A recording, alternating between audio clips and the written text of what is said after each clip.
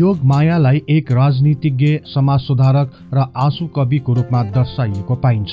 जीवन प्रक्रियाको क्रममा विभिन्न स्थानहरूमा भौतारिनु परे तापनि पछि एक साध्वी जीवनको रूपमा स्थापित भइन्। सामाजिक कुरीति र अन्धविश्वासको विरुद्ध लड्दै गर्दा उनी एकाएक तत्कालीन राणा शासकसँग सामना गर्न पुगिन्। यसपछि एक समाज सुधारकको रूपमा आफ्नो जीवनको करिब 25 वसन्त बिताइन्। यही क्रममा उनी सहित 68 जनाले राणा शासकको विरुद्ध देहत्याग गरिन्। वास्तवमा योगमाया को थिइन्, उनले किन देहत्याग गरिन्, यसबारे आजको कार्यक्रममा चर्चा गर्नेछौँ। विश्वास छ सदाझै यो कार्यक्रमलाई पनि उत्तिकै मन पराइदिनुहुनेछ।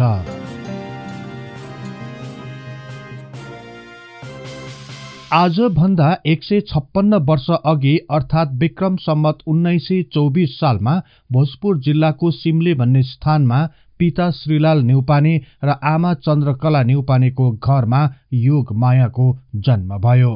5 वर्ष पुगेपछि भोजपुर भुल्केका मनोरथ कोइरालासँग उनको विवाह भयो, तर सो वैवाहिक सम्बन्धले लामो समयसम्म साथ दिन सकेन। विवाह भएको 2 वर्षपछि उनको पतिको मृत्यु भयो। पतिको मृत्युपछि उनका दिनहरू कठिनका साथ बित्दै गए। घरमा निकै कष्ट झेल्नु परेपछि उनी आफ्नो घरबाट भागिन्। अनकन्टार जंगलै जंगलको बाटो 2 रात 3 दिनसम्मको हिँडाइपछि उनी माइती पुगिन्। बिहेदान गरेर दिएकी छोरीलाई माइती घरमा राख्न नमिल्ने भन्दै आफ्नै पिताले उनलाई लिएर घरतिर लागे, तर घरमा 3 दिन हराएकी बुहारीलाई फिर्ता राख्न मानेनन्। त्यसपछि उनी माइतमा नै बस्न बाध्य भइन्। आफू जन्मेको घरमा पनि उनको बसाई असहज हुँदै गएपछि उनी गाउँकै एक व्यक्तिसँग भारतको आसामतिर लागिन्। आसामको फुलबारी भन्ने स्थानमा पुगेपछि उनले सोही व्यक्तिसँग विवाह गरिन्। विवाह पश्चात उनीहरूको तर्फबाट एक छोरीको जन्म भयो। यसै समय ताका गाउँ नजिकै धार्मिक प्रवचन भइरहेको स्थानमा उनी जान थालिन्। बिस्तारै उनलाई धर्म कर्मले प्रभाव पार्दै लग्यो। त्यसपछि आसाममा पनि उनलाई बस्न मन लागेन। उनले पतिलाई त्यही छोडी आफ्नो सानी छोरी नयनकलाका साथ नेपाल फर्किन्। भोजपुर आइपुगेपछि उनी आफ्नो दाजु भाउजूकोमा बस्न थालिन्। यसै समय ताका सोही गाउँबाट केही तीर्थयात्रीहरू स्वर्गद्वारी जाने तयारी गर्दै थिए। उनलाई पनि स्वर्गद्वारी जाने रहर लाग्यो।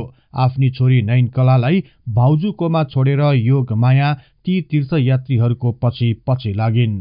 प्युठान स्थित स्वर्गद्वारी पुगेकी योगमायालाई यस क्षेत्रको वातावरणले निकै प्रभावित बनायो। उनी धर्म कर्ममा निष्ठापूर्वक लागिन्। अन्ततः उनी महाप्रभु अभयानन्द द्वितीयद्वारा दीक्षित भइन् र विभिन्न साधनाहरूमा लीन हुन थालिन्। यसपछि उनी भोजपुरतिर नै फर्किन्। भोजपुरको साल्फा सिलिछो भन्ने स्थानमा रहेको गुफामा उनले 9 महिनासम्म कठोर साधना गरिन्। अन्ततः उनमा अन्तर्ज्ञान प्राप्त भयो र उनले एक सानो कुटी बनाई त्यही बस्न थालिन्। उनकी छोरी नयनकलाको विवाह पश्चात उनको पतिको मृत्यु भएपछि उनी पनि आफ्नी आमा योगमायाको कुटीमा नै गएर बस्न थालिन्। बिस्तारै योगमायाले प्रवचन दिन थालिन्। उनको प्रवचनबाट स्थानीयहरू निकै आकर्षित हुँदै गए। उनको प्रवचन सुन्न आउनेहरूको संख्या बढ्दै गयो। आम अनुयायीहरूलाई बुझ्न सजिलो हुने गरी आफ्नो प्रवचनलाई कवितात्मक रूपमा प्रस्तुत गर्न थालिन्। उनको कवितात्मक शैलीबाट मानिसहरू निकै प्रभावित बन्दै गए। यसपछि उनले समाजमा देखिएका कुरीति, कुसंस्कार र अन्धविश्वासको विरुद्ध आवाज उठाउन थालिन्। तत्कालीन समयमा गाउँघरतिर लगाइने गरेका पुराण, सत्यनारायणको पूजा, रुद्रीमा पनि उनी जान थालिन्। त्यहाँ उनले पुरोहित पण्डितहरूसँग शास्त्रार्थको बारेमा बहस गर्न थालिन्। यसपछि उनको पण्डितहरूसँग युद्ध नै चल्यो। उनले नेपाली समाजभित्र पुरोहित ब्राह्मणहरूको भूमिकालाई ठगीको रूपमा प्रस्तुत गरिन्। पण्डितहरूले स्वर्ग र नर्कको कल्पना गर्दै सर्वसाधारणहरूलाई शोषण गरेको, घरका मान्छे मरेर दुखित भइरहेको अवस्थामा समेत दान माग्नेहरू विरुद्ध चर्को आवाज उठाइन्। यसका साथै समाजमा देखिएका जातपातको ठूलो खाडललाई मेटाउन आफ्नो तर्फबाट भरपूर संघर्ष गरिरहिन्। सो समयमा जात खसाउन ठूलै षड्यन्त्र रचिन्थ्यो। यस्तै एउटा घटनामा मुक्ति प्रसाद चापागाई पनि नराम्ररी फसे।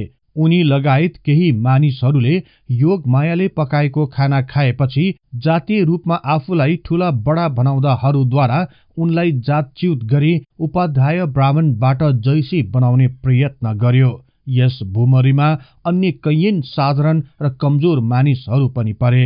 यसको विरोधमा योग माया कम्मर कसेर लागि परिन्। तत्कालीन समाजमा सामाजिक कुरीतिका कारण आम महिलाहरूले निकै शास्ति बिहोर्नु परिरहेको थियो। कुरीति र अन्धविश्वास जताततै व्याप्त थियो। यही कारण उनले प्रवचनको क्रममा सामाजिक जागरण, धार्मिक सुधार र कुरीति एवं अन्धविश्वास सम्बन्धी खुलेर बोल्न थालिन्। बिस्तारै योगमायाको बाढीले समाज सेवा र समाज सुधारको पक्षमा आम मानिसहरू लाग्दै गए। योग माया समाजका विकृति र विसङ्गतिको विरुद्ध निडर भई डटेर अघि बढिरहन्। बिस्तारै योग माया नेपाली नारी मुक्ति आन्दोलनको अभियन्ताको रूपमा चर्चित हुँदै गइन्। साहसी र निडर स्वभावका योग मायाले तत्कालीन कठोर राणा शासनको बेला पनि नारी शोषण, बाल विवाह, सती प्रथा, कमारा कमारी प्रथा, चक्रवर्ती ब्याज, जातपात, छोई छिटो, उच्च नीच, दमन, उत्पीडन विरुद्ध आवाज उठाइरहन्। यही कुरीति अन्धविश्वासको विरोध गर्दै गाउँमा जागरणको कदम चाल्दा धर्म भिक्षाका लागि तत्कालीन श्री 3 महाराजसँग पटक पटक सम्पर्क गरिन्। तर योग मायाको निवेदनप्रति तत्कालीन राणा सरकार उदासीन रह्यो। यसपछि योग मायाले काठमाडौँ गई तत्कालीन प्रधानमन्त्री तथा श्री 3 महाराज जुद्ध शमशेरलाई समाज सुधार सम्बन्धी धर्म भिक्षाको रूपमा आफ्ना मागहरू राखिन्। जुद्ध शमशेरले ती मागहरू पूरा गर्ने वचन दिए तापनि कालान्तरमा सो मागहरू पूरा हुन सकेन। यस लगत्तै योग मायाले श्री 3 राणालाई त पापी होस् त असत्य होस् भन्ने दुस्साहस पनि गरिन्। यसपछि विक्रम सम्वत 1995 सालमा योग मायाले 1 महिनाको आन्दोलन सुरु गरिन्। सो मागहरू पूरा नभए आफ्ना 240 जना अनुयायीहरूका साथ आत्मदाह गर्ने योजनालाई सार्वजनिक गरिन्। यो खबर थाहा पाउने बित्तिकै धनकुटा गौडाका बडा हाकिम माधव शमशेर राणा र भोजपुरका प्रशासक गरुड ध्वजको नेतृत्वमा करिब 500 जनाको फौज मजुवा बेसी आएर योग माया सहित उनका सहयोगीहरूलाई चारैतिरबाट घेराहाली पक्राउ गरियो। केहीलाई धनकुटा कारागारमा लगी थुनियो। अग्निदाहको आरोपमा पक्राउ परेका रत्नबहादुर बस्नेतको धनकुटा कारागारमा नै मृत्यु भयो। 18 महिनाको कठोर कारावासको सजायपछि हामी मर्ने छैनौं, यदि मर्यौं भने ऐन बमोजिम सौला भनी कागज गराएपछि उनीहरूलाई मुक्त गरियो।